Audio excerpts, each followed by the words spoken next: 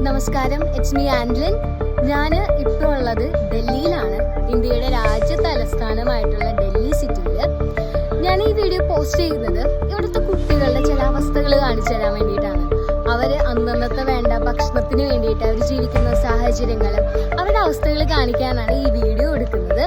ആരെയോ കുറ്റപ്പെടുത്താനും വിമർശിക്കാനും ഒന്നുമല്ല, മറിച്ച് എൻ്റെ ചില അന്വേഷണങ്ങളാണ് ഞാൻ ഈ വീഡിയോ എടുക്കാനായിട്ടുള്ള കാരണം.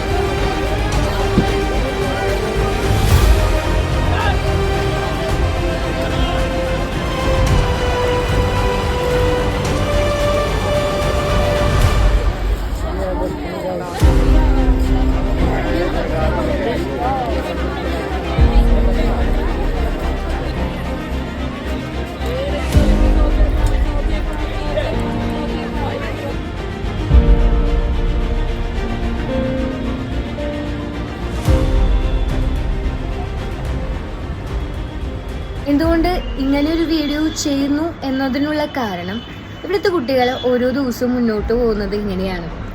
കഴിക്കാൻ ആഹാരമില്ലാതെ, കുടിക്കാൻ വെള്ളമില്ലാതെ, ധരിക്കാൻ വസ്ത്രമില്ലാതെ, ഭിക്ഷയാചിച്ചും ജോലി ചെയ്തുമാണ് ഇവർ ഓരോ ദിവസവും മുന്നോട്ട് പോകുന്നത്.